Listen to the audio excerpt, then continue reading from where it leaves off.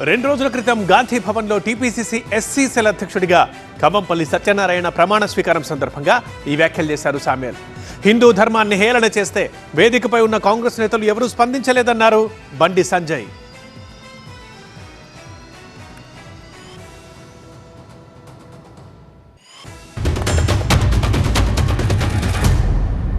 ఆదివాసులకు, దళితులకు భారతదేశంలో ప్రమాదం పొంచి ఉన్నది.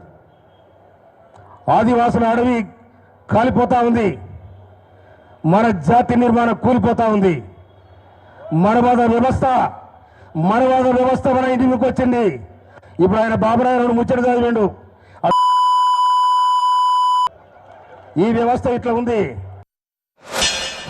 నీకు జన్మనిచ్చినటువంటి దేవుణ్ణి మోసం చేసి ఆ దేవుని దగ్గరికి పోయినావు. ఆ దేవుడు ఎప్పుడు శిక్షిస్తాను నేను? అరే, ఆ దేవుని మోసం చేసి నారకొచ్చిండు మూర్ఖుడు, ద్రోహి, దేవుళ్ళ మోసం చేసే ద్రోహి అని చెప్పి నీకు శిక్షించడం స్టార్ట్ చేసారు. నీ పతనం తప్పదు, రాసిపెట్టుకో. నీ క్షమాపణ చెప్పాలని అవసరం హిందూ సమాజానికి అవసరం లేదు. ముఖ్యమంత్రి క్షమాపణ చెప్పాలి ఫస్ట్. ముఖ్యమంత్రి ఏమాత్రం నువ్వు ధర్మాన్ని నమ్ముకుంటే, నువ్వు హిందువు అయితే, ఆ వేదిక ఉన్న నాయకులు హిందువులు అయితే మీరు క్షమాపణ చెప్పండి.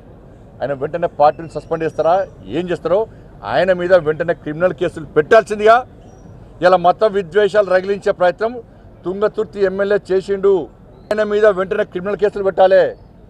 ఆయన శాశ్వతంగా ఎన్నికల పోటీ ఇవ్వకుండా ప్రభుత్వం ఏం చేస్తుందో చర్యలు తీసుకోవాలి. తుంగతుర్తిలో నీ పతనం స్టార్ట్ అయింది బిడ్డ, నీ సంగతి చూస్తాం ఇవాళ.